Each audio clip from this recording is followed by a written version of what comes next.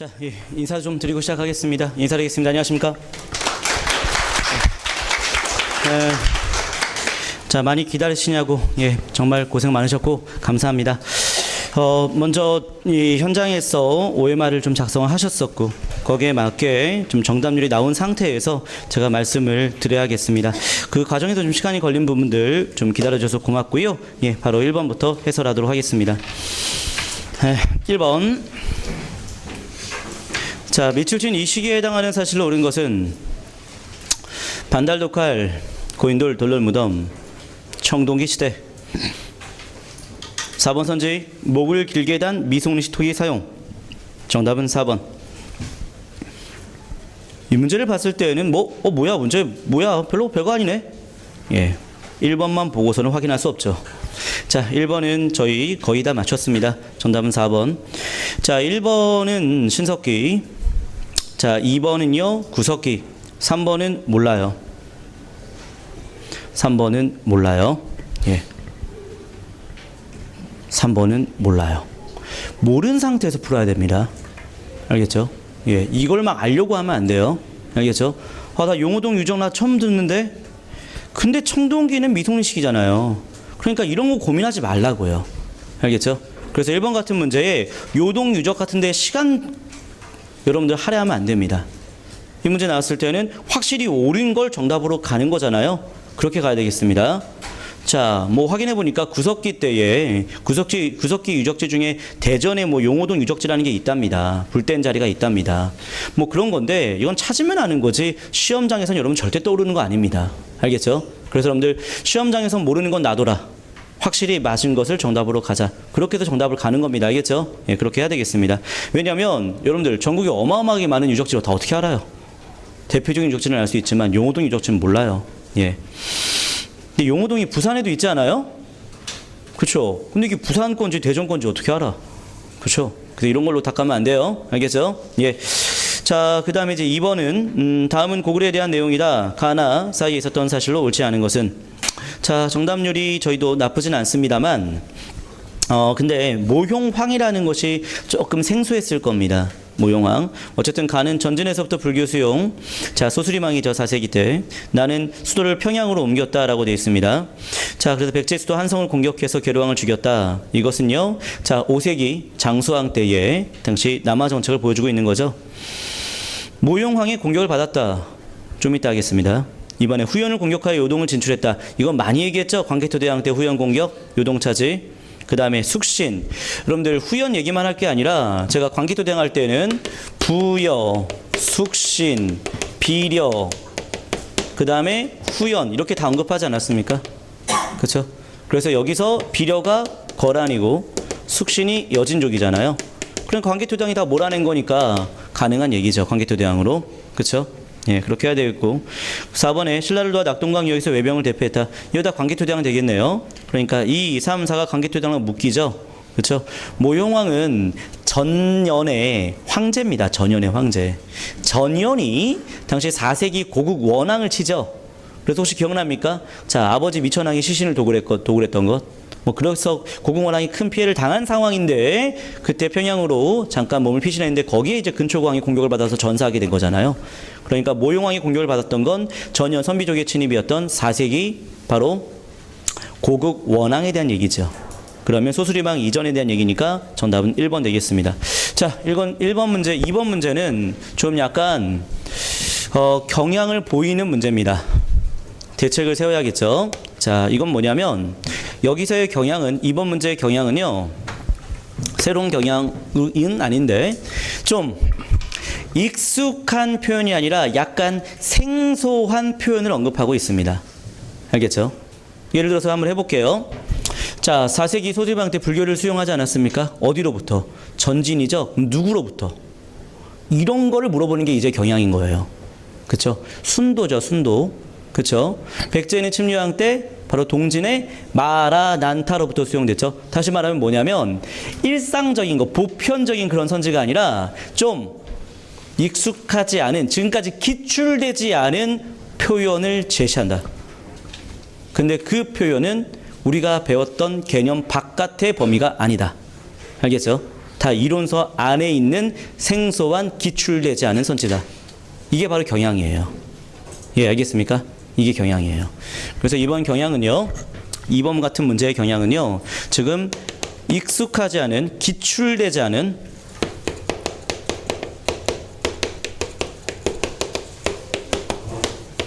용어가 언급되고 있다는 겁니다.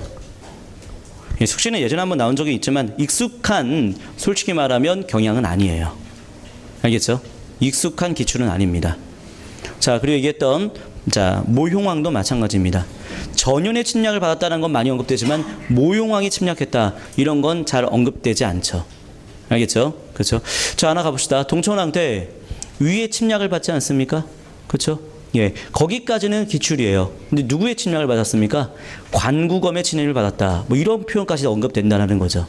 알겠죠? 좀 구체화되는, 기출되지 않은 용어를 출제하고 있다. 알겠죠? 그렇게 해서 변별력을 높이려 한다. 그럼 여러분들은 어떻게 대책을 세워야 됩니까?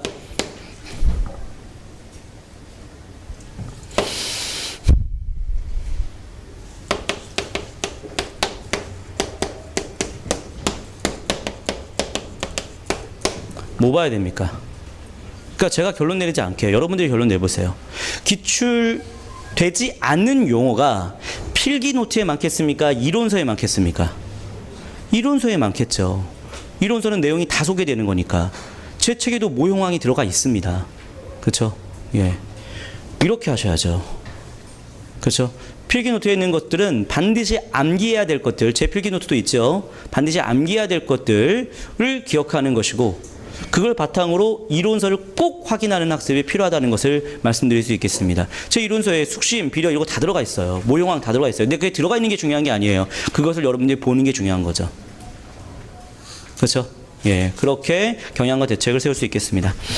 이론서에 대한 정독의 필요성, 자, 좀 강조하고 싶고요. 그 다음에 3번 가보겠습니다. 자, 여러분들 공신력이 있다라고 얘기할 수 있는, 예, 아주 우리나라에서 가장 큰 사이트의 정답률이, 자, 이 3번은요, 예, 36%가 나왔거든요. 자, 근데 저희는요, 55%가 나왔습니다. 저희가 한 20%가량이 정답률이 높죠. 그렇죠? 그 이유가 뭡니까? 예. 예. 자, 이렇게 웃어서 미안합니다만, 예, 이런 걸 지엽적인 내용을 가르치느냐 안 가르치느냐의 차이가 있는 거예요. 그러니까 여러분들 박윤규가 졸라 잘났다는 게 아니에요. 저도 우연찮게 이 지엽적인 전후관계를 가르쳤기 때문에 여러분들이 맞춘 겁니다. 알겠죠? 예, 이건 솔직히 얘기할게요. 저 이건 기본반에서 안 가르쳐요. 근데 심화반에서 쌍송총관부와 동령부와 탐라총관부 순서 했어요, 안 했어요? 그거였죠. 그렇죠? 그래서 우리 심화과정의 필기 혹시 기억납니까? 개경환도 이전엔 쌍송총관부였고 개경환도 이후에 동령부와 탐라총관부가 설치됐다는 거 필기했었습니까? 그 내용이 나온 거예요, 이게. 그렇죠? 원의 세조가 고려에 약속한 내용이다. 이 약속 이후에 일어난, 사실 장난 아니에요. 지금 세조가 누구고 막 지금 현재 이 내용이 뭐고 이거 가르쳤냐 안 가르쳤냐 막 어마어마합니다, 지금. 근데 우리는 지금 절반 이상이 맞췄다고요. 왜? 옷과 머리에 쓰는 관은 고려의 풍속을 유지하고, 그럼 원나라가 우리를 직접 지배하는 게 아니라 식민 지배는 아니고 그냥 간섭하는 것으로 인정해 준 거네. 그럼 원의 간섭이 나타난 이후의 얘기네. 3번 선지 쌍송총감은 원 간섭 이전이었네. 그래서 정답은 3번으로 간 겁니다. 예. 자, 이렇게 하는 거예요. 결국에는 먼저 문제부터 해설할게요. 정동행성 설치, 이거는 충렬왕 때죠. 2차 연목연합군은 일본 원정이 실패, 이거 충렬왕 때죠. 사림원 선치, 이건 충선왕입니다. 그래서 1, 2, 4번은 다 충자 들어가는 원간섭 이후가 되는 거고 3번 선지는 원간섭 이전이죠. 그래서 답은 3번이 되는 겁니다. 이거 내용 조금만 더 설명드릴게요. 알고 풀어야 되는 건지 자료 갖고 풀어야 되는지 한번 가볼게요. 이거 어떤 내용이냐면 원의 세조 쿠빌라이가 원종이 쿠빌라이 앞에 줄 섭니다. 그래서 당신이 앞으로 세조가 될 것이다 라고 해서 그자가 쿠빌라이가 되어서 결국에는 고려는 직접 지배하지 않겠다 해서 간섭으로 했다는 말 혹시 기억날까요? 제가 수업 때 했던 말 기억날까요? 그게 기억나면 참 좋아요. 근데 그게 기억이 안 나도 지금 현재 원나라가 우리를 인정해주고 있는 거예요. 우리의 주권을. 그러니까 이거 원의 간섭 이후 얘기네. 근데 쌍송총관부는 원 간섭 이전부터 있었잖아 해서 답을 가는 거였습니다. 알겠죠? 예, 그래서 이 3번 문제의 특징은요,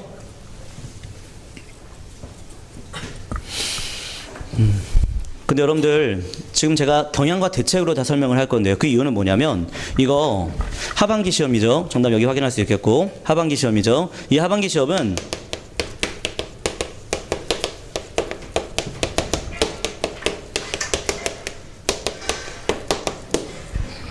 아슬아슬하게 2017년 국가지방지 떨어진 분들한테는 패자부활전이라 하지만 사실 그런 분들이 그렇게 많지는 않을 겁니다.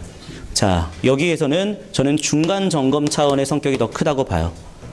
여러분들 내년에 시험을 볼 그 경향을 분석해서 어떻게 공부해야 되는지 대책을 세우는 데에 더 성격이 강하다라고 봅니다. 알겠죠? 그래서 하나하나의 내용을 파악하는 것도 좋지만 이런 문제 트렌드가 앞으로 출제됐을 때 우리는 어떻게 공부해야 되느냐 이게 더 중요하다고 봅니다. 그래서 경향과 대책 방식으로 계속 가르치도록 하겠습니다. 해볼게요. 그래서 3번 문제는요. 결국엔 이거예요. 경향은요. 아주 지엽적인 전후 관계를 물어보고 있어요. 그러면 이 지엽적인 전후 관계를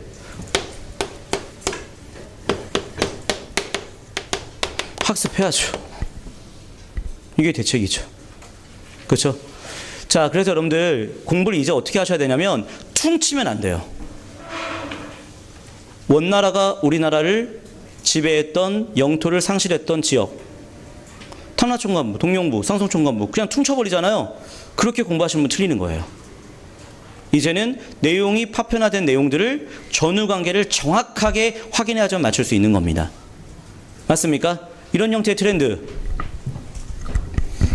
자, 최근에 나왔던 문제인데 북한산 순수비가 세운 게 먼저입니까? 창녕비 세운 게 먼저입니까? 대가야 정복이 먼저입니까? 이런 거. 예, 뭔 얘기인지 알겠죠? 그렇죠? 그래서 전후관계가 나오는데 그거를 퉁치면 안 되고 대충 공부하면 안 되고 하나씩 정확하게 전후관계를 파악해내야 맞출 수 있는 문제를 출제하고 있습니다. 다시 말하면 자, 디테일한 전후관계에 대한 암기도 좋지만 이해를 바탕으로 학습하는 것이 훨씬 효과적이다라는 것을 보여주는 문제라 생각을 합니다. 북한산 수습이 세웠죠. 그렇죠? 그 다음에 대가야 정복하기 전에 창녕비 세우고 대가야 정복하지 않습니까? 이런 디테일한 전후관계. 이게 최근에 나왔어요. 예, 알겠죠? 그래서 여러분 여기서는 지엽적인 디테일한 전후관계 뭔가 딱 나왔다라고 하면 제가 알려준 것대로 공부하는 것도 좋지만 여러분들이 스스로 한번 파악 한번 해보는 것도 괜찮아요. 그래서 혹시 자, 좀 추가할 부분이 있으면 저한테 좀 알려주세요. 왜냐면 저도 제가 알고 있는 제가 필요하다 싶은 내용 범위 내에서 디테일한 인과관계를 하지 않습니까? 근데 여러분들 중에서도 아, 이거 좀 나올 수 있을 것 같은데요 라고 하면 저한테 제시해 주십시오. 예, 왜? 제가 신은 아니잖아요. 제가 모든 걸 다 할 수는 없는 거잖아요. 그렇죠? 어떻습니까? 여러분들도 문제의식을 갖고 좀 접근해 주십시오. 그래서 좋은 예, 제가 설명하지 않았던 전후관계가 있다면 좀 알려주십시오. 알겠죠? 솔직히 쌍성총관부, 탐라총관부, 동령부 탐라총관부 그것도 지역적인 전후관계를 학습한 사람만 맞출 수 있는 문제였거든요. 알겠죠? 예, 오케이. 자, 그 정도 하고요. 근데 3번 문제는 여러분들이 그 최고 사이트보다 훨씬 더 20% 이상의 정답률이 높았던 이유가 뭐예요? 이걸 제가 다뤘기 때문이에요. 예, 솔직히 얘기하면 제가 잘났다는 게 아니라 제가 다뤘기 때문이에요. 그러면 앞으로도 제가 이런 것들 많이 다루기를 원하잖아요. 열심히 저도 준비할 텐데 혹시 제가 못 다룬 게 있으면 저한테 좀 제안을 해 주십시오. 그럼 제가 피드백해서 반영할 건 반영할게요. 알겠죠? 예. 자, 그 다음에 이제 4번 가볼게요. 4번의 정답률도 저희 한 절반 정도가 되는데요.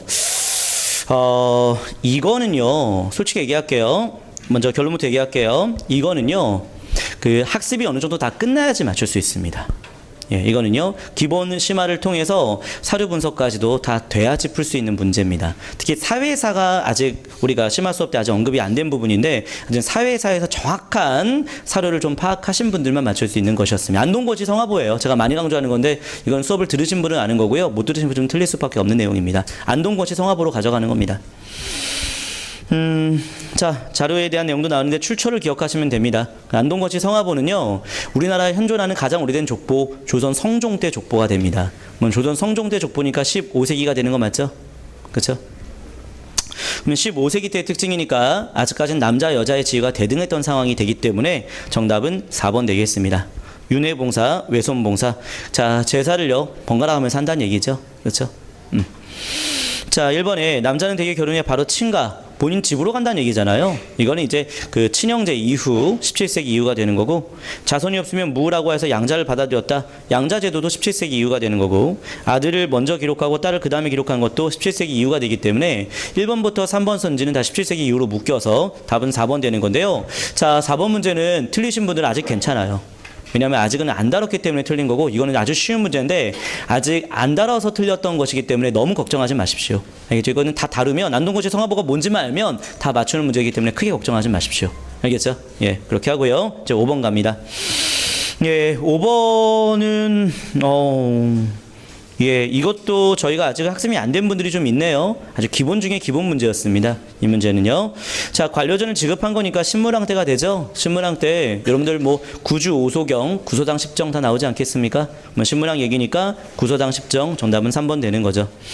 1번에 도수상품가는 신라말 원성왕, 2번은 정전지급. 자, 이거는 이제 성덕왕이 되죠. 성덕왕. 그 다음에 이제 4번에 관직과 주군의 명칭을 중국식으로, 이건 한화정책 차원에서 중국식 명칭을 자꾸 바꿨던 경덕왕에 대한 얘기였습니다. 그렇죠? 경덕왕 때 한화정책 차원에서 국학을 태학으로 바꾼 거 기억나시지 않습니까? 그리고 이런 자 주군의 명칭도 중국식으로 바꿨다. 한화정책으로 이해하시면 되겠습니다.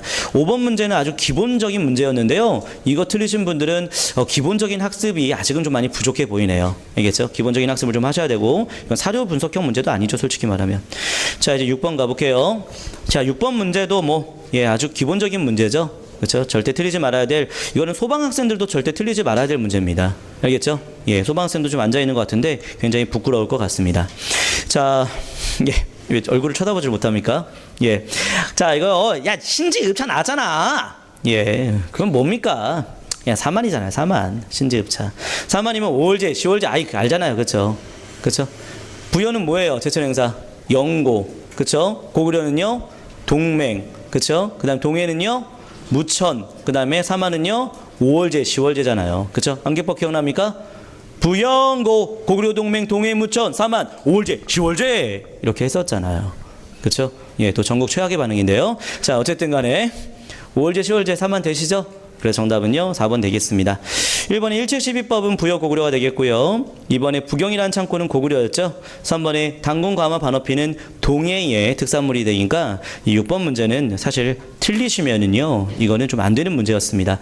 그래서 5번하고 6번 틀리신 분들은요, 내가 기초가 좀 많이 부족하네, 이런 생각을 좀 하셔야 돼요. 그래서 기초는 솔직히 말하면 본인이 쌓아야죠. 이건요, 아주 기본 중에 기본 문제였기 때문에 이거는 뭐 더 설명 안 해도 될 것 같습니다. 자, 이제 7번 갑니다. 예, 이 7번 문제가 좀 난이도가 높았던 문제인 건 맞습니다. 근데 저희가 아까 그 공신력 사이트보다는 살짝 한 8%의 정답률이 좀 높긴 합니다만 공개하진 않겠고요. 정답률을. 자, 한 30%밖에 안 되긴 합니다.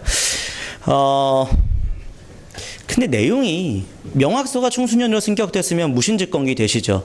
망이망소인한 잡아냈고요. 충선왕에 비가 나왔고 응방이 나왔으니까 이건 무신부터 원간섭기까지 제시가 되고 있네요.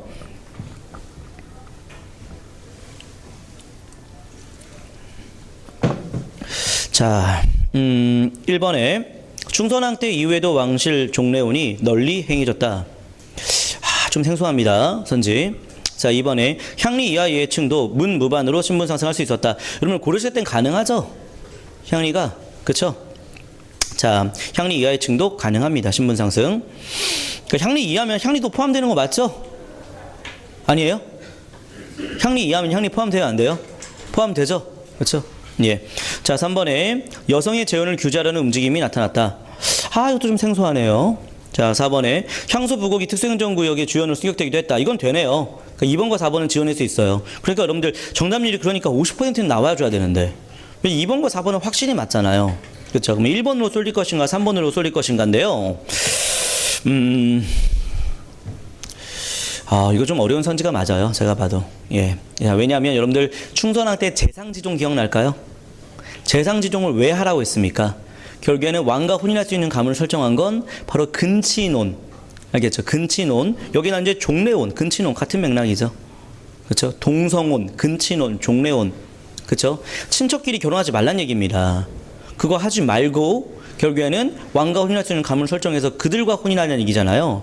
그렇죠? 그렇게 되면서 실제로 종래혼은 근친혼이 많이 줄어들긴 해요. 알겠죠? 그래서 여러분들 근친혼이 고려 때 일반적으로 많이 있긴 합니다. 근데 충선왕 재상지종 이후에는 좀 많이 줄어드는 거죠. 그렇죠? 그래서 1번이 틀린 설명이 되겠습니다. 3번은요.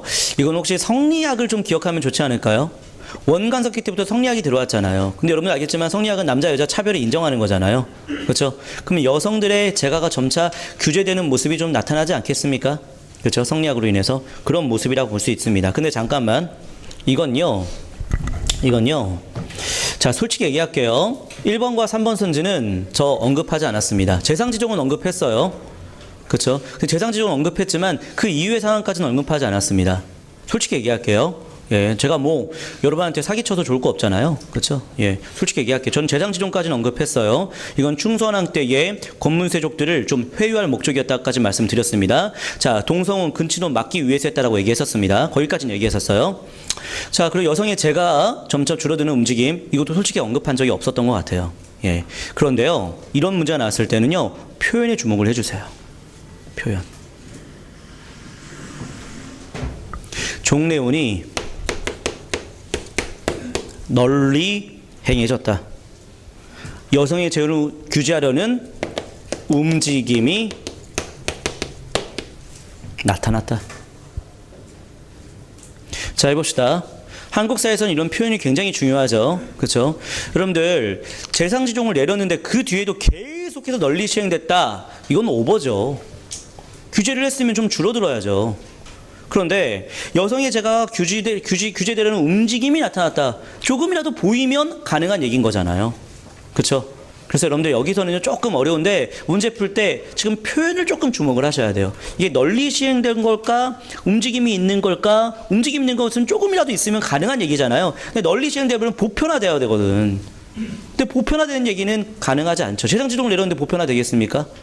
알겠죠? 그래서 조금 어려운 부분인데 이런 거에서는 표현에 여러분들이 민감할 필요가 있어요. 근데 이 표현은요, 시대를 근거로 표현이 적절한지를 여러분들이 다양한 문제를 풀어내면서 해결해야 돼요. 알겠죠? 솔직히 얘기합니다. 이제는 기출만 공부하는 시대 아닙니다. 왜? 기출에 단 한 번도 이런 거 나온 적 없어요. 그러면 처음 보는 선지를 여러분들이 그 시대에 적합한 표현으로 연결하는 훈련을 해야 되는 거예요. 그런 능력을 키워야 되는 거예요. 알겠죠? 예. 그래서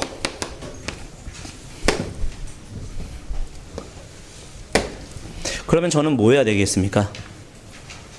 이런 표현에 초점을 맞춰서 다양한 문제를 저는 개발할 필요가 있죠. 작년 한 열매, 한 문제씩 10문제씩 매일 풀기 310문제 개발해서 학생들한테 제공했었습니다. 저는 이제 또 해야 될 게 생기는 거죠. 그렇죠? 그래서 저는요, 요즘 드는 생각인데 학생들한테 저를 믿고 따라와라는 말을 하면 안 될 것 같아요. 왜? 저도 실수가 있고 저도 부족한 부분이 있을 거 아닙니까? 그러면 학생들한테 해야 될 말은 뭐냐면 제가 앞으로 이렇게 하겠습니다. 그리고 이렇게 하는 모습을 보여야죠.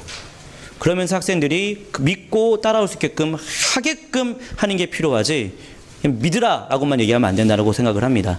그래서 다양한 문제에 대한 개발 지금부터 조금 해봐야겠고요. 그런 문제를 좀 다양하게 풀어볼 수 있도록 저도 좀 생각을 좀 신경을 써야 될 것 같다 생각을 해봅니다. 예. 자, 다음 장 8번 문제. 근데 이건 좀 의외예요. 예, 이건 좀 의외예요. 우리 학생들이 이건 좀 많이 안 틀렸을 거라고 생각을 했거든요. 근데 이게 좀 여러분들이 약간 의외로 지금 많이 틀렸어요. 솔직히 말하면 이거는요, 그 기본반 때도 했던 부분이거든요. 신마반 때만 한 게 아니라 기본반 때도 했던 건데, 근데 여러분들이 4번 선지가 딱 나와서 뭐야 이거 그렇게 생각을 하신 것 같아요. 처음 보는 선지가 나와버렸기 때문에. 예, 그런데 자 우리 아주 중요한 경향을 말씀드릴게요. 문제가 어렵게 나올 때에는요, 문제를 출제하는 방식이 기본적인 거 2개, 어려운 거 하나 또는 2개를 제시해요. 알겠죠? 그런데 어려운 것을 알면 좋지만 어려운 걸 모른다 하더라도 기본적인 거 갖고 먼저 싸우는 거예요. 알겠죠? 그래서 여기서의 경향은 항상 생소한 선지를 제시해서 학생들을 골탕 먹이려고 한다는 겁니다. 근데 생소한 선지로 인해서 우리는 고민하지 말자. 우리가 배운 내용을 바탕으로 정답을 가자. 해봅시다. 여러분들 다 배웠어요, 이거. 윤집 얘기 나오고요. 그러면서 이제 사료 이거, 명나라는 우리나라에서 부모의 나라고 노적은 우리나라의 부모의 원수다. 이거 항상 병자한테 나오는 사료잖아요. 그렇죠? 특히 남한산성 영화 보신 분들은 이거 다 알겠다. 남한산성에도 이런 사료, 이런 그 대사가 있을 것 같은데요. 제가 아직 보진 않았는데. 누님 봤죠? 안 봤나요? 누가 봤지? 남한산성 보신 분, 누님 봤죠? 안 봤어요? 보신 분, 손 한번 들어볼까요? 예. 아니 솔직히 또 형님 이 대사 있었어요? 예, 그래요. 자, 근데 이게 이제 그 병자란 때 대표적인 주존론과 주화론에 대한 사료인데 이거는 사료가 제 책에도 있고 이거 항상 나오는 사료입니다. 이건요. 그래서 솔직히 말하면 이게 병자란 때 나오는 사료인지 모르진 않았을 것 같은데, 그렇죠? 그건 알았죠. 이거는 뭡니까? 끝까지 청하고 싸우자는 얘기잖아요. 그러면 이건 정묘호란이에요, 병자호란이에요? 병자호란 얘긴데, 병자호란 다 알아요, 이거 여러분들. 병자호란 이것만 알면 다 아는 거예요. 해봅시다. 병자호란 후금이 공격한 겁니까? 청이 공격한 겁니까?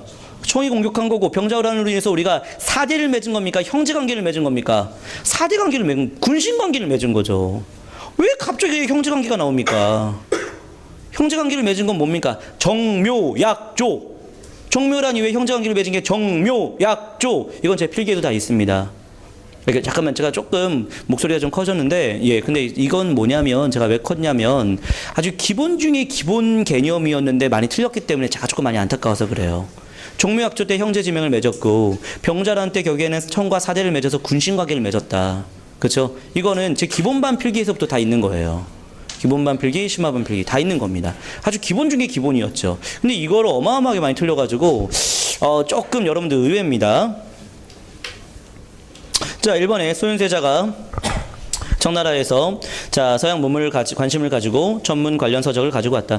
자, 이 병자호란이 인질로 끌려갔고 거기서 이제 소윤세자가 많은 그 청나라의 문물을 배워왔죠. 이때 이제 그 천주교 선교사도 좀 만나고 그러지 않습니까? 자, 3번에 조선은 복수 설치를 과제로 삼았다. 자, 병자란 이후에 복수 설치가 대두가 되었고, 여기는 이제 뭡니까? 수치를 극복하자는 얘기잖아요. 그걸 바탕으로 해서 뭐가 나옵니까? 결국에는 북벌이 대두가 되는 거죠.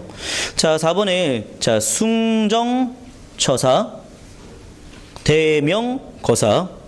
저도 몰라요. 이거 처음 봤어요, 저희 표현. 근데 출제자가 한번 이번에 한국사 어렵게 내보자 라고 해서 낸 거예요, 이거 그냥. 알겠죠? 3번 신경 쓰지 말고 답 2번으로 가셔야 됩니다. 자, 내용 말씀드리면 숭정처사는 명나라 황제 중에 숭정제가 있었나 봐요. 그를 추모한다는 거고요. 대명거사는 명나라의 당시 그 의리를 지키자는 것을 말하는 겁니다. 자, 그래서 명을 떠받들고 청을 배척하자라는 것을 당시 스스로 이제 자처하고 있다라고 볼 수가 있겠습니다. 자, 명나라의 의리를 지켜내자 그런 얘기죠. 그렇죠? 근데 그거 솔직히 말하면 시험 볼 때는 안 떠올라요. 근데 시험 볼 때는 형제 맹약 이걸 잡아내야 돼요. 무슨 청과 형제 맹약입니까? 여러분들 논리적으로 한번 봐봅시다. 청과 형제 맹약을 맺었으면 우리가 굴욕적인 겁니까? 아니잖아요. 논리적으로 청과 군신 관계를 맺었기 때문에 굴욕적인 거잖아요. 그렇지 않겠습니까? 예, 그렇게 해서 자, 이런 실수는 이제 앞으로 하지 않을 거로 저는 믿겠습니다. 알겠죠? 정답은 2번. 자, 이제 9번 갑니다. 9번은 솔직히 얘기할게요. 이거는 제가 10년 이상 가르쳐도 맞출 수가 없을 것 같아요. 이건 제가 10년 이상 가르쳐도 이런 내용들을 제시할 거라고는 저는 예측하기가 어려운 내용입니다. 이건 출제자가 전혀 누구도 생각하지 못한 것들을 좀 제시한 거였습니다. 그런데도 좀 많이 맞췄네요. 한 40%는 맞췄네요. 그래도 여러분들. 덮어놓고 놨다 보면 거짓것을 못 면한다. 그러니까 이거 막 낳지 말란 얘기죠. 그다음에 나는요, 딸아들 구별 말고 둘만 낳아 잘 기르자. 둘 정도만 낳자. 다는요, 잘 키울 딸 하나 열한을 안 부럽다. 딸 하나만 낳자라는 거죠. 그러니까 이거는 인구 정책 자꾸 바꾸는데요. 자, 그 과정에서 점점 줄어들고 있는 거네요. 그렇죠? 그래서 이제 가는요, 약간 이제 선지로 연결하도록 합시다. 군사정보 경제개혁 5개년 계획 추진했던 거는 60년대니까 가는 60년대, 나는요 70년대 유신체제. 다는요 이제 80년대라고 해서 유월항쟁, 삼재 호황. 그 정답은 이제 4번 되겠습니다. 그래서 이건 인구 정책이 자 60년대는 이런 구호, 70년대는 자 둘만 낳자, 80년대는 하나만 낳자, 이렇게 좀 바뀌었다라고 보시면 되는 건데, 이거는 이제 뭐 이해하시면 되겠습니다. 이렇게 이렇게 이해하고 풀면 되겠습니다. 이거 솔직히 말하면 이건 대책이 안 서요. 이건 경향과 대책이 좀 많습니다. 여러분들이 이거는 상식선상에서 접근을 좀 하셔야겠습니다. 저 또한 대응을 해야 되겠지만 또 이거 말고 또 어떤 구호가 나올지 어떻게 알겠습니까? 그래서 이거는 솔직히 말하면 여러분들이 상식적인 접근으로 좀 풀어야 되는 문제라고 생각이 좀 듭니다. 저도 좀 한계가 있는 문제예요, 이런 문제는요. 그 다음에 10번 갑니다. 10번은 한 65% 맞췄는데, 근데 이거는요, 여러분들, 자, 이거 일제강점기에 대해서 심화반 수업 들었던 분들은 다 맞춰야 됩니다. 그쵸? 이건 솔직히 말하면 아까 전에 이거 사료 해석할 때도 했었는데. 그쵸? 했었죠, 이거? 그쵸? 이거 화자가 누구예요? 사회주의예요, 민족주의예요? 사회주의죠? 적극적으로 타락하지 않은 적극적으로 제휴한다. 이거 어떤 애들 얘기하는 겁니까? 비타협정 민족주의 세력 얘기하는 거죠? 그럼 그들과 손잡겠다는 얘기니까 이거는 정우회 선언이고, 이게 배경이 돼서 신간회가 만들어진 거죠. 그렇죠? 그래서 다음 선언으로 결성된 단체, 그래서 이제 정우회 선언을 바탕으로 결성된 건 신간회가 되겠습니다. 자, 신간회니까요 정답 1번 되겠습니다. 조선인 본위의 교육, 원상 노동자 총파업. 여러분들 이것도 아까 원상 총파업 지원했던 것도 신간회 때 언급을 했었긴 했는데, 조선인 본위의 교육, 이거 신간회 구체적인 행동 강령 있지 않았습니까?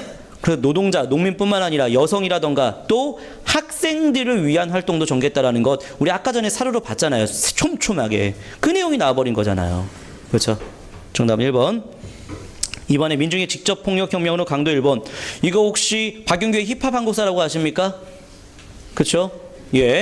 어떻게 했습니까? 그렇죠? 폭력, 암살, 파괴, 폭동으로서 강도 일본 통치를 타도하고, 기억나지 않습니까? 강도 일본 통치를 타도하고, 의열단 행동강령, 조선혁명선언. 민중은 우리 혁명의 대본영이다. 폭력은 우리 혁명의 유일한 무기이다. 의열단 행동강령, 조선혁명선언, 신채호. 1900 몇 년? 23년. 그 내용이잖아요. 그렇죠? 자, 제 힙합 한국사가 문제로 적용이 됩니까? 자, 저 혼자 말하는 것 같아. 자, 3번은요. 자, 이거는 이제 그 실력 양성 운동의 흐름이고요. 그 다음에 4번은요. 이건 물산장려 운동이라 볼 수 있겠죠. 정답은 1번. 이 문제는 틀리면 안 돼요. 이거는 일제강점기 아주 기본적인 문제입니다. 알겠죠? 그 다음에 11번 갑니다. 11번 문제는요. 솔직히 얘기할게요.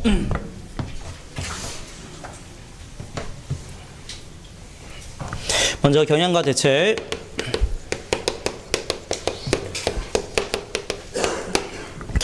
먼저 문제부터 해설을 하면요. 저는 뭐로 풀었냐면요. 쭉 보시면 세 번째 줄에 지방의 풍토가 같지 않아 심고 가꾸는 방법이 지방에 따라 차이가 있기 때문에 결국에는 자, 뭐 여섯 번째 줄 노농을 방문하여서 그 땅에 몸소 시험한 결과를 자세히 듣게 하시었다. 경험에 입각한 농서, 농사직설. 근데 정초를 암기하시면 좋기도 해요. 정초가 주돼서 농사직설 만들었으니까. 자, 농사직설 얘기니까 세종대왕 때니까 2번하고 4번은 확실히 맞죠. 그렇죠? 향약 집성반과 의학 유추는 세종대왕 때 만들어진 대표적인 자, 의학 서적이니까요. 향약 집성반은 향토 약재를 다 모아놓은 거고, 의학 유추는 의학 백과사전이니까 취합해다 백과사전. 1번하고 3번 싸움입니다. 둘 중에 하나 찍으셔야 되겠습니다. 자, 이 문제는요. 둘 중에 하나 찍으셔야 됩니다. 자, 그런데요. 1번하고 3번 찍을 때에 뭐로 찍어야 될까요? 향약 재생집성방? 향약 집성방? 이름 비슷한데 좀 다르지 않나? 향약 채취원령? 야, 너도 처음 보는 거야. 1번하고 3번 중에 근데 향약 집성방이 한꺼번에 이름이 비슷한 게 두 개 나오지 않지 않을까? 자, 이거는 솔직히 말하면 본 사람만 맞추는 거고요. 이거는 이제 찍기에 신이 있어야지 맞추는 겁니다. 예, 그래서 정답은 1번이 되는 건데 결론부터 말씀드리면 향약 재생 집선방은 현존하지도 않아요. 그리고 이건 태조 때 만들어진 건데 이걸 바탕으로 향약 집선방이 만들어졌다라고 하거든요. 근데 솔직히 얘기할게요. 이건 제 책에도 없어요. 제 책에도 없어요. 그럼 박윤규 빵꾸난 거죠. 그렇죠? 그런데 향약 채취 원령은 제 책에 있어요. 약제 이론서로서 이걸 바탕으로 또 향약 집선방을 만들거든요. 세종대왕 때. 그렇죠? 근데 솔직히 얘기할게요. 이거 저 필기 안 했어요. 저 필기 안 했어요. 솔직히 얘기합니다. 저 필기 안 했어요. 예.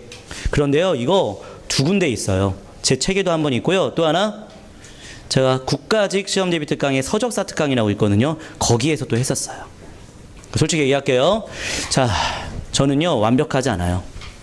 그래서 수업 하나로 내 모든 걸 다 보여줄 수 없어요. 그렇기 때문에 계속 보완해요.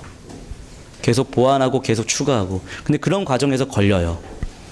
서적사 특강에 이게 있어요. 향약 채취 원령이 세종대왕 때 약재를 다 모아놓은 겁니다. 알겠죠? 그걸 바탕으로 향약 집선방을 만들었어요. 자, 예, 그래서 정답은 1번 같이 하겠습니다. 그래서 솔직히 얘기할게요. 이거 경향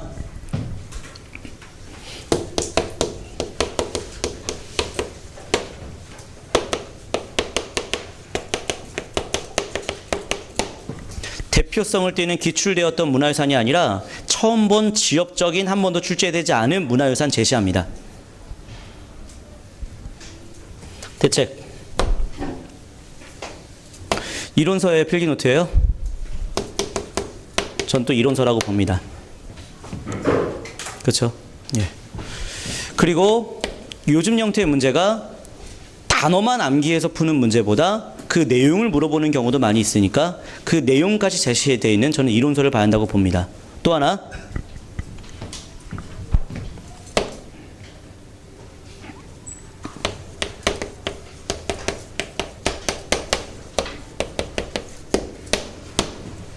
이건 여러분한테만 맡길 수 있는 게 아니라 제가 노력을 좀 더 해야 돼요. 솔직히 얘기하면. 그래서 어디까지 출제될 수 있을지에 대한 고민을 해서 이건 좀 합시다라고 해서 그걸 하게 해서 여러분들이 알면 맞출 수 있게끔 해야 됩니다. 쌍성총관부처럼. 알겠죠? 예. 향약 채취 원령은요, 솔직히 하긴 했었습니다만 이거를 제가 서적사 특강에도 다 있어요. 확인해 보면.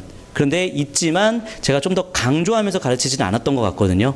근데 저 또한 좀 더 확장해서 가르칠 필요가 있다라는 생각이 좀 듭니다. 그래서 이거는 솔직히 얘기할게요. 저의 노력도 좀 많이 필요한 부분이에요. 이건요.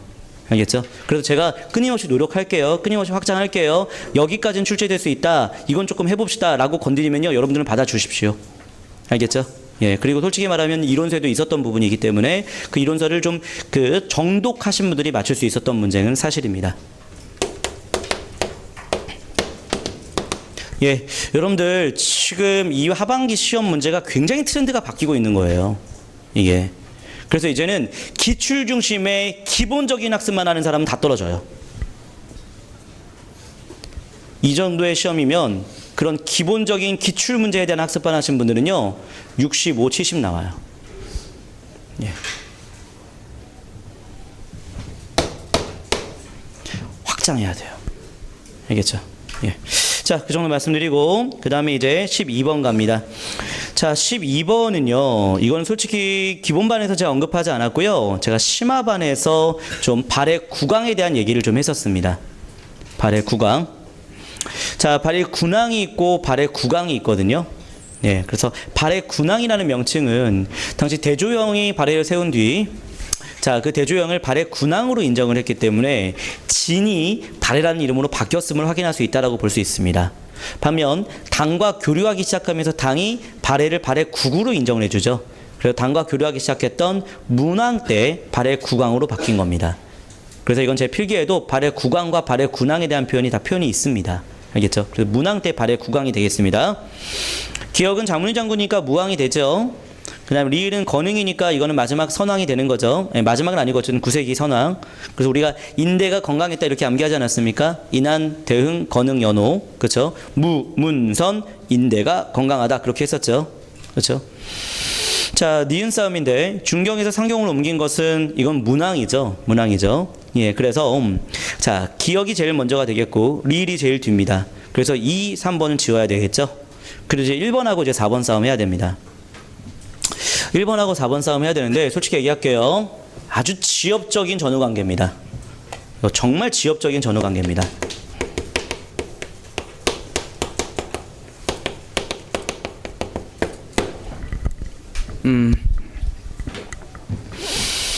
연도 암기 문제일까요? 그건 아닌 것 같고요. 그렇죠? 예, 솔직히 얘기할게요. 이거는 문항 내의 내적 추론 문제거든요. 이건 저도 예측 못했습니다. 예, 이건 예측 못했어요. 자, 그런데 저 또한 끊임없이 이런 것들에 대한 전후 관계를 해야 되는가에 대한 의문을 갖게 되는데요. 그래도 끝이 없는 것 같아요. 그런 건요. 그래서 여러분들 이건요, 이제 문제를 봤을 때 최대한 논리적으로 뭐가 먼저일지를 약간 상상하면서 풀어야 될 것 같습니다. 해봅시다. 상경 촌도 다음에 발해가 당으로부터 발해 구강 받았을까요? 발해 구강으로 받은 다음에 상경 촌도했을까요? 이 부분이거든요. 근데 저는 딱 문제 처음 봤을 때 어떻게 봤냐면, 저도 솔직히 말하면 이걸 본 적이 없어요. 근데 이렇게 접근했죠. 상경으로 천도한 게 당나라의 장안성을 모방한 거 아닙니까? 그 장안성을 모방해서 이렇게 천도하니까 당이 발해에 대한 고마움이 있지 않겠습니까? 당이 문물을 많이 적극적으로 받아들이고 있는 상황이니까 발해를 국왕으로 인정하지 않았을까라고 저도 추정한 겁니다.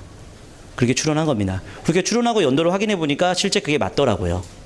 알겠죠? 그래서 정답은 기니, 디리, 답은 그래서 1번이 되는 건데요. 솔직히 얘기합니다. 이거는 제가 10년 뒤에 가르쳐도 이런 디테일한 인과관계까지는 저도 다루기 어려울 것 같아요.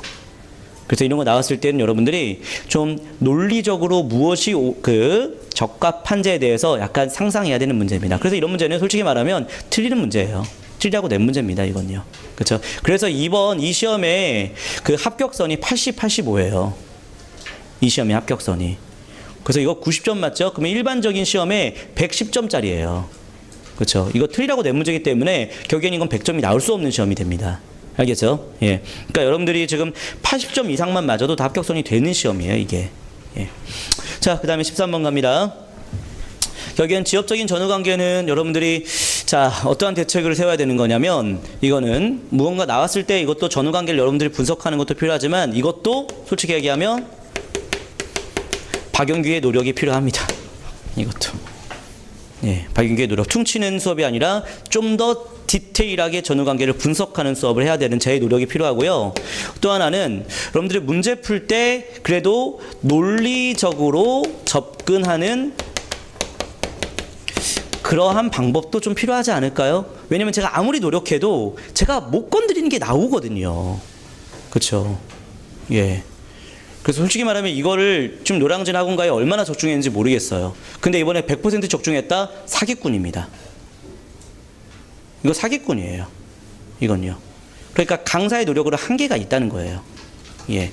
그럴 때에는 최대한 그래도 논리적으로 접근하는 그 방법이 필요하다. 이 말씀을 좀 드릴 수밖에 없겠습니다. 저도 많은 노력을 필요하겠지만요. 근데 여러분들 또한 제가 이렇게 디테일한 전후관계를 할 때에는 조금 저거 접근법 필요하겠구나라고 생각을 하시면서 받아들일 필요가 있겠습니다. 알겠죠? 그 정도. 자, 그 다음에 13번 갑니다. 이 13번 문제는요, 저희가 아직은 절반도 못 맞췄거든요. 그건 진도가 안 나갔기 때문에 그래요. 예, 그리고 이거는 공부하신 분들 다 맞추는 내용이니까 넘어가도록 하겠습니다. 남북 기본합의서는 이제 김영삼 정부가 아니라 노태우 정부 때였습니다. 그래서 정답은 2번이고요. 나머지는 다 옳은 설명 되겠습니다. 자, 그리고 14번은요. 자, 이거는요. 이것도 절 많이 맞췄을 겁니다. 근데 아직도 틀리신 분이 있는데 이거 틀리신 분은 솔직히 말하면 이 정도의 사료 분석 안 되면 안 됩니다. 그래서 이 정도의 사료 분석 안 되면 안 됩니다. 사료 분석은 좀 더 제가 많이 강조하면서 가르칠게요. 그렇죠? 이 울사조약 때 우리 많이 했던 사료잖아요. 일본국 정부는 동경의 외무성을 경유하여 외국과 관계된 사무 감리 지휘할 수 있고, 그래서 우리의 외교권을 일본 동경성 외무성에서 담당하고 있다는 거니까 우리의 외교권이 박탈됐다는 얘기인 거잖아요. 그래서 이건 을사조약이죠. 이런 사료는 절대 틀리지 마셔야겠죠. 을사조약 이전에 대한 얘기니까요. 일본 선지 13도 의군입니다. 13도 창의군과 의군이 다르죠.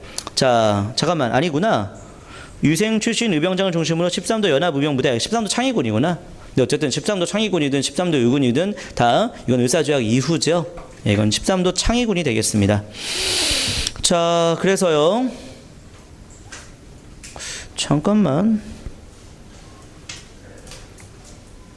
둘 다 되겠네요. 13도 창의군도 되겠고 13도 의군도 되겠고 둘 다 되겠습니다. 근데 어쨌든 을사조약 다 이후죠. 예, 그 다음에 2번 선지. 유생과 전직관료 평민 출신 다양한 계층의 의병을 일으켰다. 자, 이거는 이제 뭐 평민 출신도 의병장 역할을 한 거니까요. 그렇죠? 예. 자, 이거는요. 지금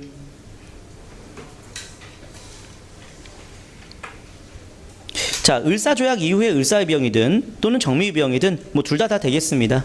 을사의병, 정미의병 다 되겠습니다. 근데 어쨌든 을사조약 이후잖아요, 이거. 그쵸? 이렇게 하고 그 다음에 명성황후 시해 사건과 단발령으로 의병운동 확산, 이거는 을미의병이잖아요. 을미의병은 확실히 을사조약 이전이죠. 다음은 3번. 4번에 간도와 연해주로 이동했다라고 되어 있는데 이거는요. 자, 의병 기지 건설, 이거는 이제 그 독립군 기지 말하는 거잖아요. 1910년대 얘기잖아요. 그쵸? 그래서 이거는 자, 지금 1910년대 이후 이렇게 볼 수 있겠습니다. 예, 되겠죠?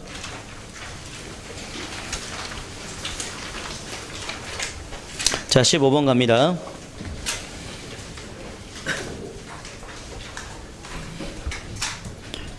자, 절반 이상 정도 맞췄네요. 그래도 하나씩 하나씩 연결하면 되죠. 기억에 고려시대 때 황무지 개척 많이 했고요.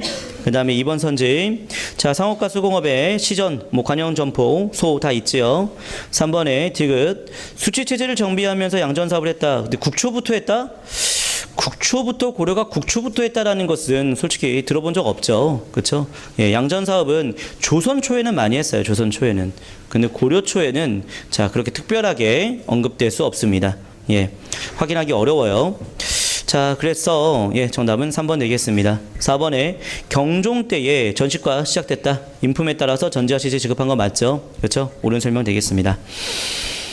자, 그렇게 됐고 그다음에 16번. 근데 난 15번에 2번 선지가 살짝 조금 논란이 좀 될 수 있을 것 같게 싶어요. 왜냐면 개경에 시전이 있는데 시전을 만들어서 관영점포를 열었고, 그러면 시전이 관영점포를 운영했다는 얘기인 거잖아요. 그렇죠? 이게 조금 논란이 되거든요. 시전은 시전이고 관영점포는 관영점포잖아요. 예, 근데 자, 시전에서 관영점포를 연 사례가 있었다면 옳은 설명이 되는 거죠. 그렇죠? 그래서 15번은 조금 좀 그 결과를 좀 봐야겠습니다. 이거는 이제 아직 정답이 아주 확정 발표가 안 됐잖아요. 그래서 약간 이건 오류의 여지가 좀 있어요. 이건요. 자, 그다음에 이제 16번 갑니다. 자, 16번은 이게 연도 체크 문제죠. 그렇죠? 회사령이 1910년부터고요. 1920년까지였죠. 자, 그다음에 나는요. 국가총동원법에 대한 얘기잖아요. 1938년이죠. 그렇죠? 그래서 1번 옳은 설명, 2번에 1920년에 회사령 폐지됐고, 자, 3번에 국가총동원법 맞고요. 1938년은 태평양 전쟁 이전이죠. 그 정답은 4번 되겠습니다. 이 문제 틀리신 분은요, 거의 다 맞췄다. 86%. 예, 좋습니다. 국가총동원법이 38년이고 태평양전쟁이 41년이라는 연도 체크가 되신 분들은 맞출 수 있는 거죠. 예, 그 다음 17번은요. 여러분들 이것도 솔직히 아주 기본적인 사료입니다. 원시 시족 공동체, 삼국의 정립시기, 노예경제. 그래서 우리 계속해서 발전 단계 밟았다는 얘기잖아요, 이거. 그렇죠? 그래서 사료가 익숙하지 않은 분은 틀릴 수 있는 건데 계속 발전 단계 밟은 거잖아요. 그렇죠? 우리 심화반 학생들 이거 방금 전에 했었죠? 역사 발전 단계 쭉쭉 밟았다는 거 누굽니까? 백남문의 사회경제사학 되겠죠? 그래서 정체성은 극복했으니까 정답은 2번. 1번에는 민족주의 사관, 그 다음에 3번은요 조선학운동, 4번은 실증주의 사학이 되겠습니다. 정답은 2번. 그래서 이 자료가 익숙하지 않은 분들은 좀 틀리는데, 근데 자료를 처음 본 분도 지금 조선경제사, 시족공산제, 노예경제. 그래서 우리 고대 노예제 사회라는 거 우리 필기하지 않았습니까? 고대 노예제까지만 우리가 존재했다는 건데, 여기서는 지금 자, 봉건사회도 있다는 얘기를 하고 있는 거잖아요. 그럼 봉건사회 우리 역사에 있다라는 거, 봉건사회 결여되지 않고 봉건사회 있다라는 거, 그거 사회경제사학이잖아요. 그렇죠? 우리 심화반에서 방금 전에 배우지 않았습니까? 그래서 이런 문제는 틀리지 말아야 되는 문제였고요. 18번 갑니다. 18번 문제는 경향과 대책을 좀 알려드려야겠습니다. 내용 쭉 보시면 두 가지 방식으로 풀 수 있긴 합니다. 근데 첫 번째 방식으로는 여러분들 풀 수 있을 것 같아요. 보건관 뭡니까? 이거 보건궁 얘기하는 거죠? 예종 때 세웠던 도교사원 보건궁. 예종이 만들었던 보건궁을 얘기하고 있습니다. 자, 그래서 그 예종입니다. 예종. 근데 1번 선지, 예종 때 비정규직 수령 간부 파견하지 않았습니까?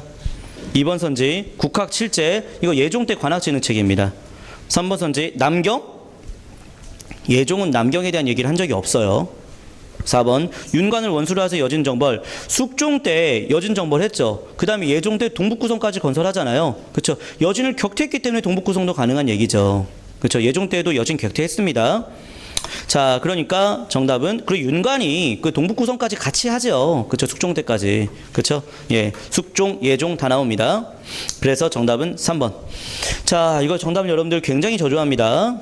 예, 한 34%밖에 안 나왔어요. 그 이유는 뭐냐면요. 이거는요, 학습량이에요, 이건요. 이건 학습량입니다. 자, 그래서 이거는요, 지엽적인 왕조사가 학습이 돼야 됩니다. 그래서 지엽적인 왕조사가 학습이 돼야 됩니다. 다시 말하면 여러분들 공부 이렇게 했거든요. 광종, 선종, 그리고 공민왕. 이제 안 나와요. 나온다 하더라도 디테일한 공민왕 내의 전후관계를 물어보죠. 그렇죠? 예. 흥왕사의 변이 먼저냐, 신돈 등용이 먼저냐, 이런 식으로. 그렇죠? 그래서 대표적인 왕들은 왕 내에서의 전후관계를 물어봐요. 그리고 대표적으로 나오지 않았던 지엽적인 왕조사가 이렇게 출제되고 있는 겁니다. 뭐예요? 지금 예종이죠. 사실 예종은요, 그 예전에 7급 수준에서 한번 나왔던 게 서긍이 썼던 고려도경, 그 고려동이 언제 썼는지를 한번 물어봤거든요. 그래서 예종이라는 것을 한번 물어본 적도 있었어요. 그래서 그렇게 접근할 수도 있긴 한데 어쨌든 보건관이 나왔잖아요. 그래서 보건궁 잡고 예종 잡아내는 것이었습니다. 남경 얘기할게요. 남경은 문종 때 남경이 설치됐는데 설치만 됐지 남경이 거의 건설되지 않았기 때문에 숙종 때에 남경 개창도감을 만들죠. 숙종 때에. 근데 예종하고는 관계가 없다는 겁니다. 그래서 정답은 3번 되겠습니다. 자, 남경이 문종 때 설치됐고 남경 개창도감이 숙종 때 만들어졌다. 이거 수업했었죠. 그렇죠. 그리고 보건궁 예종 수업했었죠. 그렇죠. 그래서 이거는요, 학습량이에요. 근데 여러분들이 아직까지 많이 문제가 정답률이 저조한 이유는 뭐냐면 디테일한 왕조사에 대한 학습은 솔직히 말하면 여러분들이 많이 아직은 안 돼 있는 겁니다. 알겠죠? 그래서 이제는요, 충렬왕 하셔야 되고요, 충선왕 하셔야 되고요, 예종, 숙종, 그렇죠? 인종, 의종, 고종, 원종, 이런 왕들도 봐야 돼요. 알겠죠? 왜? 출제가 그렇게 되고 있으니까요. 알겠죠? 예. 자, 그래서 정답은 예, 3번 갈 수 있겠습니다. 그 다음에 19번 가볼게요. 19번은 이거는 이제 지방직 2017년 지방직 구급 문제에서 나왔던 트렌드인데요. 근현대사에 특히 현대사를 1년 단위로 물어봅니다. 1년 단위로 물어봐요. 그리고 특히 48, 49, 50 이걸 1년 단위로 많이 물어보고 있어요, 요즘. 예. 1년 단위만이 아니라 아예 아주 세부적인 달 단위까지 물어봤었죠. 2017년 지방직이 이 문제가 나왔잖아요. 대한민국 정부 수립과 반민족 행위 처벌법이 제정됐던 그 달과 여수 순천 19 사건, 이거의 디테일한 전후관계를 물어봤죠. 지금 순서대로가 되겠습니다. 정부 수립 이후에 반민법 제정됐고 여수 순천 19 사건이 나온 거죠. 이렇게. 자, 그렇게 현대사는 좀 디테일하게 전후관계를 묻고 있습니다. 이 문제도 좀 그랬어요. 이거 농지개혁법인 건 잡혀냈죠. 그럼 농지개혁법이 49년에 만들어진 건 아실 텐데 이게 시행된 건 그 다음입니다. 그래서 시행된 건 50년 초반이에요. 솔직히 말하면 전 달까지 모르겠어요. 근데 50년 초까지는 알고 있어요. 그래서 한번 해봅시다. 기억 1번 반민족 행위 처벌법의 시효가 단축되었다. 이거 시효가 단축된 건 아닌데 정확히 연도는 모르겠어요. 자, 이번에 2대 국회의원 총선과 실시되었다. 이건 50년 5월 30일이었죠. 이건 5.30 총선과 2대 총선, 이건 언급 많이 했습니다. 현대사까지 그때까지 수업 들었던 분은요. 인효농산물이 도입된 거는 6.25 전쟁을 겪으면서 우리가 피해를 받기 때문에 그런 거잖아요. 그러니까 이건 6.25 전쟁 이후라 볼 수 있겠고, 국민 방위구 사건, 이것도 6.25 전쟁 이후입니다. 이거 국민 방위구 사건은 제가 6.25 전쟁 할 때 항상 언급하는 거예요. 중공군이 남아있고 그 남하는 과정에서 물자를 그 군 간부가 어마어마하게 착복을 해가지고 굉장히 많은 젊은 군인들이 굶어 죽었던 국민 방위군 사건.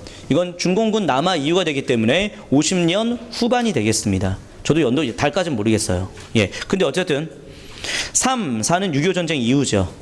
그렇죠? 그 다음에 2번 같은 경우도 50년 5월 30일이기 때문에 6.25 전쟁 바로 직전인 상황이긴 한데 1번은 그보다 훨씬 전이에요.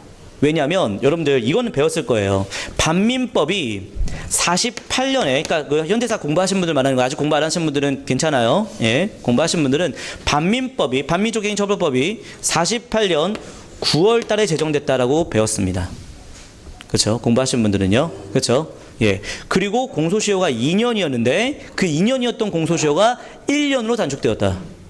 알겠죠? 그러니까 언제까지인 거예요? 49년까지인 거죠. 그렇죠? 그러니까 농지개혁이 시행되기 전의 모습은 이 반민족행위처법 시효 단축에 대한 얘기가 되는 거죠. 그래서 정답은 1번입니다. 자, 예. 정확히 얘기하면 이제 그 농지개혁법이 시행된 게 50년 3월입니다. 3월. 네, 그렇게 할 수 있긴 한데 그것까지 알 수 있는 문제는 아니었고요. 확실히 반민족 행위처벌법의 시효 단축된 게 49년이라는 것을 정확히 알아야지 풀 수 있는 문제였습니다. 자, 이것에 대한 경향은요. 이겁니다. 현대사를 아주 중요한 현대사의 연도는요. 1년 단위로 출제하고 있다. 그러면 여러분의 대책은 뭘까요? 결국에는 1년 단위의 촘촘한 학습이 필요하다. 알겠죠?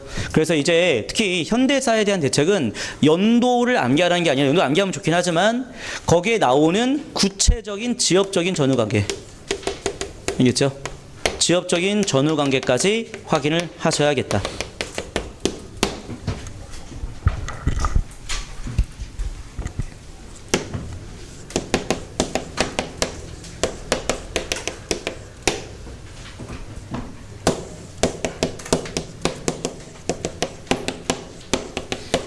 뭐가 먼저일까요? 그러니까 이런 게 이제 앞으로 출제된다는 거죠. 예를 들자면, 알겠죠? 이거 49년이고 이거 50년이 실시된 거잖아요. 이렇게 된다는 거죠. 뭔 얘기인지 알겠죠? 그래서 현대사는 내용을 전후관계를 좀 디테일하게 완벽하게 머릿속에 넣어줘야 한다. 알겠죠? 네, 그런 말씀 좀 드리고요. 자, 이제 최고의 문제입니다. 예. 지금 2017년 국가직 하반기 문제에서 가장 특징적인 문제가 20번이 되겠습니다. 예. 자, 여러분들도 한 30% 정도만 맞췄는데요. 특히 이건 배운 분들만 맞출 수 있는 거고요. 안 배운 분들은 뭐 틀릴 수밖에 없는 문제였습니다. 그래서 아직 학습이 안 되신 분들은 이렇게 나오는구나 라고 생각하시면 되겠습니다. 자, 먼저요. 19세기 부세제도인 도결에 대한 얘기입니다. 도결. 먼저 결론부터 할게요. 예, 도결은 제가 전정의 문란으로 소개합니다. 전정의 문란. 자, 그러면서 어떻게 제가 추가 설명하냐면, 세금을 걷었지만 세금이 부족하면 토지 있는 사람한테 이중 부과했다. 자, 토지를 갖고 있는 사람들한테 이중 부과했다. 이렇게 얘기를 했습니다. 예. 자, 그래서 도결을 그렇게 설명했는데 솔직히 말하면 그 정도의 설명만 했어요, 저는. 근데 이건 엄청나게 자세하게 물어봤습니다. 그러면 이 모든 내용을 자세히 알아야 되는가? 자, 선제 한번 분석해 볼게요. 기억. 자, 군역, 황곡, 자벽 중 일부 또는 전부를 토지에 부과하여 화폐로 증수하였다. 자, 먼저 이때는 조선 후기니까 도결도 화폐로 증수를 했습니다. 그런데 군역, 황곡, 자벽에서 지금 부족하니까, 이걸로 거둔 걸로도 부족하니까 그 부족한 거를 토지에 부과했다는 겁니다. 도결이라는 게 토지 기준으로 또 걷는 거니까요. 그래서 기억은 옳은 설명입니다. 자, 니은 노비 신공과 결세는 그 해의 작황을 참작하여 중앙에서 일반적으로 도별 총액을 할당하였다.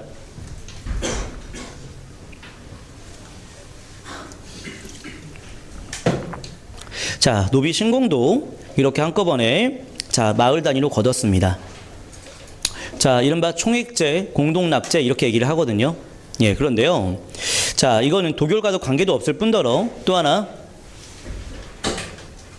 도결도 그렇고 총액제, 공동납제 전부 다 마을 단위로 걷는 겁니다.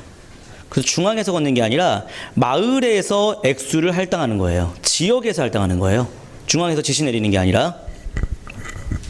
자, 그래서 이거는 이제 수령과 아전들이 마을 단위로 할당하는 특징이 있기 때문에 지금 니은은 관련이 없습니다.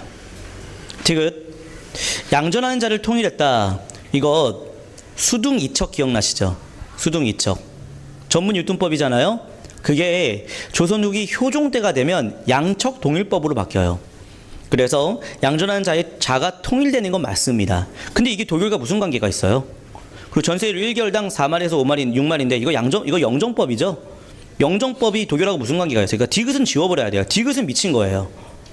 그러니까 디귿은 우리가 배운 거잖아요. 1개월당 4에서 6말. 이거 영정법이잖아요. 이거 영정법 기본적인 내용이잖아요. 그러니까 이거는 독일하고 아무 관계가 없기 때문에 디귿은 지워버려야 됩니다.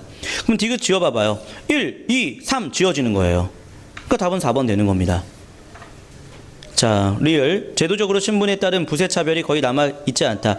토지를 기준으로 했기 때문에 신분과는 관계없죠. 독일은 토지 기준으로 거뒀기 때문에 옳은 설명. 미음. 자, 수령과 아전이 횡령한 관곡을 민의 토지에 부세로 부과하는 수단이 되었다. 자, 이렇게 수령과 아전의 횡포에 따라서 나타난 게 도결이 맞습니다. 그래서 기, 리, 미 답은 4번인데요. 솔직히 얘기할게요. 이거 도결 문제입니다. 근데 이거 경향. 솔직히 얘기하면 이 경향은 아주 멋지게 한번 얘기해 볼까요? 멋지게 얘기하면 이겁니다. 용어에 대한 정확한 이해, 이게 경향입니다. 그러면 대책은요, 그 용어에 대해서 여러분들이 스스로 설명할 수 있는지까지 학습을 해야 되는 겁니다. 그런데요, 전 이거 너무 멋진 표현이에요. 예, 이건 유식하게 쓴 말입니다. 솔직한 말로는요,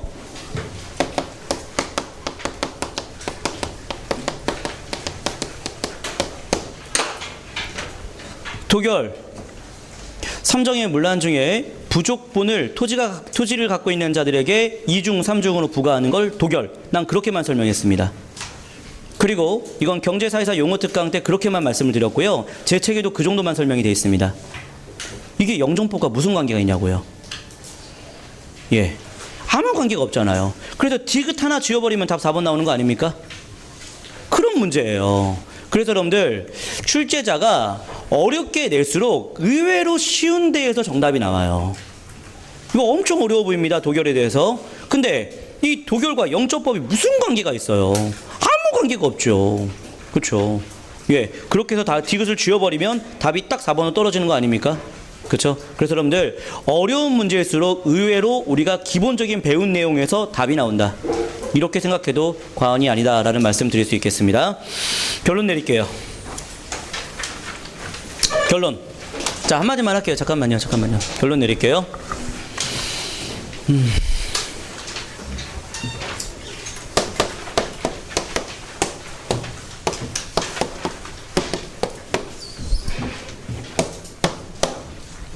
알겠죠?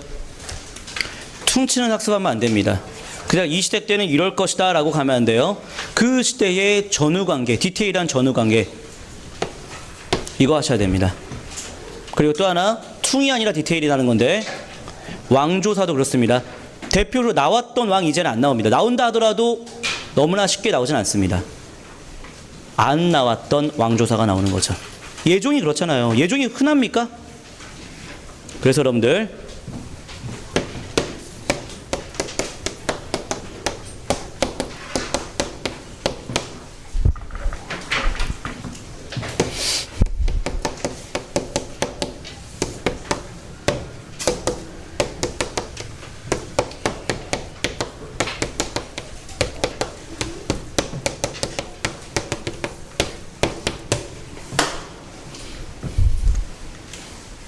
기출은 기본입니다. 기출만 풀어내서는 절대 고득점을 낼 수가 없습니다. 이제는 신유형 문제를 다양하게 풀어볼 수 있어야 돼요. 그리고 어려운 문제가 나왔을 때 접근할 수 있는 방법을 키워내야 됩니다. 아까 전에 도결이 그런 거죠. 이 도결 같은 문제는 그 누구도 적중을 못해요. 근데 여러분들이 풀어내면서 관련 없는 거 지워내면서 풀어내는 그런 눈이 필요한데, 그래서 제가 한열매 만든 것이었고 한열매 2도 만들게요. 알겠죠? 그래서 310문제 다 신유형 문제로 한열매 제시하지 않았습니까? 그래서 아직 한열매 안 푼 사람은 앞으로 한열매 풀게 할 거고요. 그리고 고난이도 문제 중심으로 한열매 2도 제작을 할 겁니다. 예. 그래서 처음 보는 문제에 대한 접근 능력, 예, 그거 키우셔야 됩니다.